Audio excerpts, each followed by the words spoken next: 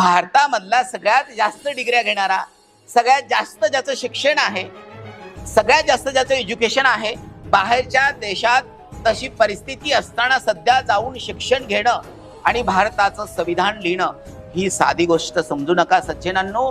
आपल्याला संविधान आहे म्हणून सन्मानानं जगतात. संविधानाच्या माध्यमातून हा देश चालतो. संविधानाच्या माध्यमातून सगळ्या देशाचा व्यवहार देवाणघेवाण चालते. संविधान आहे म्हणून आपण सुरक्षित आहात. संविधान आहे म्हणून आपण गुन्हा गोविंदानं राहत आहात. आणि मला असं वाटतं संविधान हे सगळ्या आपल्याला ऍक्टिव्हिटी जर परिधान करत असेल तर त्या दिव्य पुरुषाचं नाव आपल्या कमेंट मध्ये असायलाच पाहिजे. आणि जर ह्या मंगल नाम तुमच्या मुखात असेल तर मला आत्मविश्वास वाटेल की श्रीराम शक्तीपीठ माझ्या बरोबर आहे.